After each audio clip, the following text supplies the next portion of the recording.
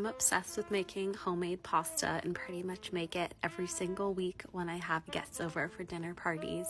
So I'm going to show you exactly how to make it because it really is super easy and anyone can do it. I always start out with 2.5 cups of 00 flour.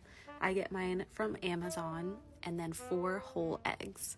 I take my eggs out of the fridge ahead of time so they can get to room temperature, and then I make a well in the center of the flour, crack the eggs in, and then go in with a fork to start mixing the flour and eggs together, adding in a little bit of flour at a time, and then I go in with this scraper tool to really just start bringing the flour to the center of the dough and kneading it with that before I go in with my hands.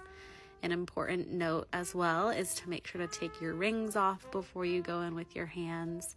And then I just start kneading the dough until everything starts to get incorporated.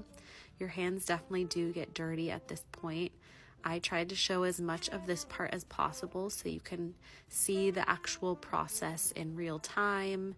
You're just continually kneading the dough, pressing it down. And then as everything starts to come together, I kind of separate the middle of the dough a little bit, as you can see right there, and kind of like press it in on itself so that the dough that is more moist can get some of the flour and everything just really gets incorporated. At this point, I normally go to wash my hands, and then I come back to knead the dough just a little longer until it forms a more perfect dough ball shape.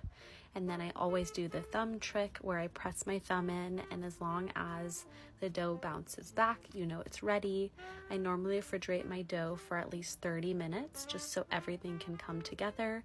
And then at this point, you can make any pasta you want. Enjoy!